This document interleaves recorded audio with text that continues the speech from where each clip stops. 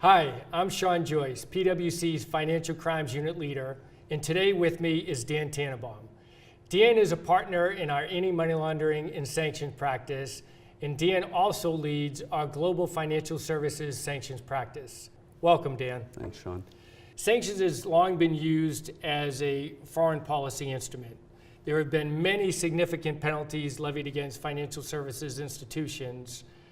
What were the cause of these penalties, number one, and what have the banks done about it? There's been, in the past few years, of $16 billion in financial crimes-related penalties. $14 billion have accounted for sanctions violations. And these violations come from this little-known agency in the U.S. Treasury Department known as the Office of Foreign Assets Control.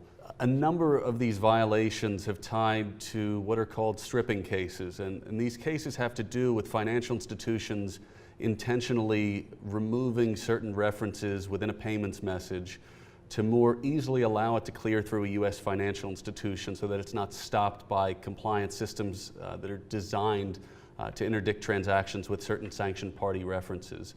So, most banks have seen around these large penalties, but really this was viewed as egregious behavior on the part of a few within several financial institutions, certainly not something that's systemic across the world, but within all of these big bank penalty cases, and the high watermark for a penalty now in a sanctions violation is now $9 billion.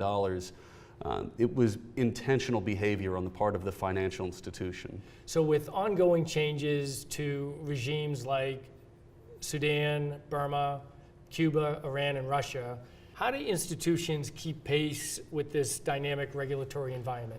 It's a good question, and the nature of sanctions is it's a dynamic regulatory regime versus AML, where regulations have remained more static over years. But realistically speaking, most of the major banks around the world have been penalized at some point or another for sanctions violations, and the cost of a subsequent penalty could be catastrophic to a global financial institution. So many banks around the world remain incredibly risk averse. Regardless of the easing of a sanctions program in one jurisdiction or another, they may hold fast on their policy to ban certain business with a country for fear of additional penalties or additional slippage and potential violations of these regimes that could cost them subsequent fines or even worse in terms of some of the penalties that can come out of the U.S. All right, so one of the challenges that we've seen around this area is really the specialized resources required to help manage this risk.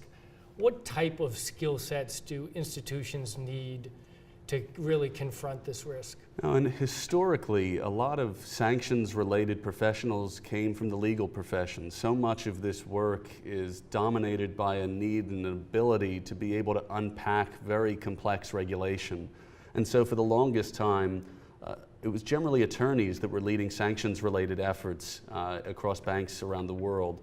That's evolved.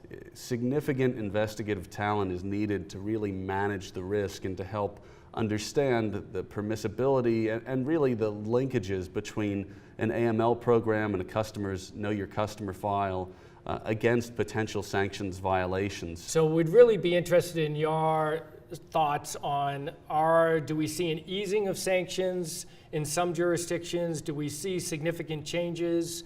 What do you think the next year really holds? Sanctions will be a big part of that agenda, as they were in the Bush and the Obama administration. There's been a lot of noise around potentially reimposing certain sanctions on Iran, lifting sanctions on Russia.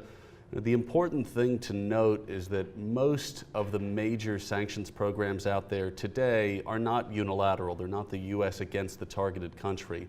Certainly, I think it'll be an interesting year ahead. It'll be interesting to watch the behavior of some of these countries in question, of how they look to negotiate with the United States going forward. I think it's important to note that, similar to other regulations, financial institutions and other companies have spent significant sums of money shoring up their control framework and their policies and procedures across their organization to ensure their ability to adhere with these regulations. So to reverse any of those decisions would cost companies a significant amount of money to potentially re-engineer their processes, and I think there would certainly be some resistance unless they were truly necessary changes. All right, so looking ahead, talk to me about what you see in 2017? Certainly, there's been a rise in new technology providers that have been designed to help reduce the noise and reduce the false positives that many systems have historically created without proper tuning.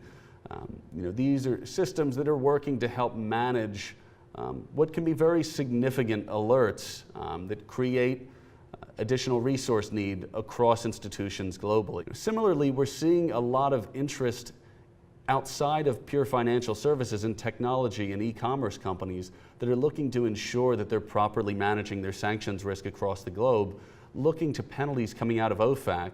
And it's important to note that these penalties can be significant, and they also target non-financial services companies. And lastly, I think you'll see the rise of potential investigations and penalties against regimes that haven't previously had penalties levied against them. And I think you may see additional focus of the nexus between know your customer and in particular the ultimate beneficial owners within a customer KYC file and the ability to screen for sanctions. Well, I wanted to thank you, Dan, for your time today. It's certainly a vital topic for many of us. Thanks, Sean.